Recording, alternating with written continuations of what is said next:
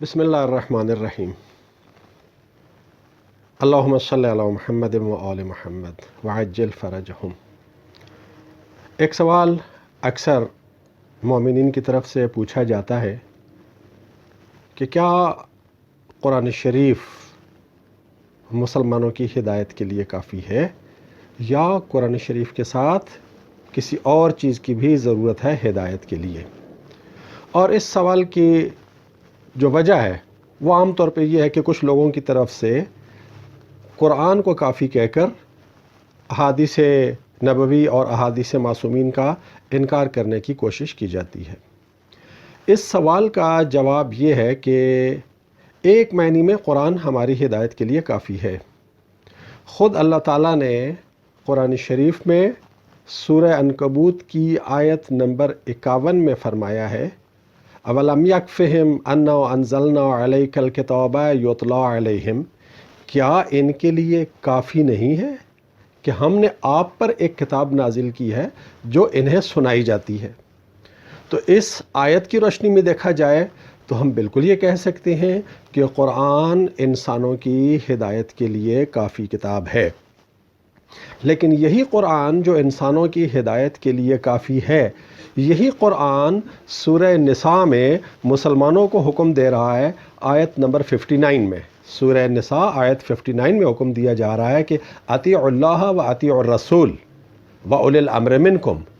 اللہ کی اطاعت کرو، اللہ کے رسول کی اطاعت کرو اور اولی الامر کی اطاعت کرو۔ تو جب قرآن کہہ رہا ہے کہ اللہ کی اطاعت کے ساتھ ساتھ رسول کی بھی اطاعت کرو اور اولی الامر کی بھی اطاعت کرو، تو اس کے معنی ہے کہ رسول اللہ صلی اللہ علیہ وآلہ وسلم نے جو کچھ فرمایا ہے اس کی اطاعت بھی ہمارے اوپر اسی طرح سے لازم ہے جیسے قرآن کی اطاعت ہمارے اوپر اور اللہ کے احکامات کی اطاعت ہمارے اوپر لازم ہے۔ جو کچھ اولی الامر نے کہا ہے، جو کچھ ائمہ معصومین نے کہا ہے، اس کی اطاعت بھی اسی طرح سے لازم ہے جیسے اللہ اور اللہ کے رسول کی۔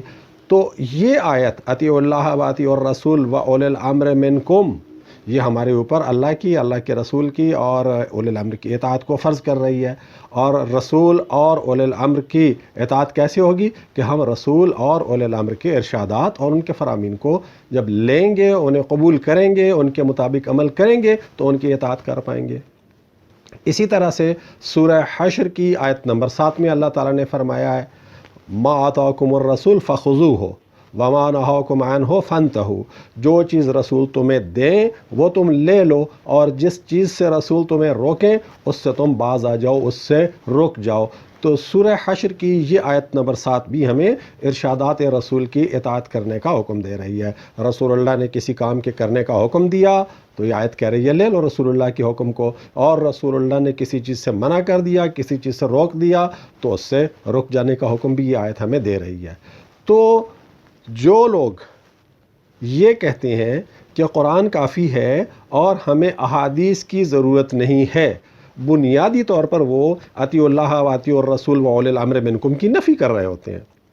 اور اسی طرح سے ما آتاکم الرسول فخذوہ وما نہاکم عنہ فانتہوا، اس کی نفی کر رہے ہوتے ہیں۔ تو اگر قرآن شریف کو پوری طرح سے لیا جائے تو خود قرآن ہمیں حکم دے رہا ہے کہ ہم ارشادات رسول اور ارشادات ائمہ معصومین کی اطاعت کریں، اور اگر کوئی شخص ارشادات رسول اور ارشادات ائمہ معصومین کی اطاعت نہیں کرتا اور کہتا ہے کہ قرآن ہمارے لیے کافی ہے تو وہ خود قرآن شریف کی نفی کر رہا ہے۔ البتہ یہاں پر ایک چیز ذہن میں رہنی چاہیے کہ ارشادات رسول اور ارشادات ائمہ معصومین کا مطلب یہ نہیں ہے کہ حدیث کی کتابوں میں جو کچھ آ گیا ہے وہ سارے کا سارا ارشادات رسول یا ارشادات ائمہ معصومین ہے۔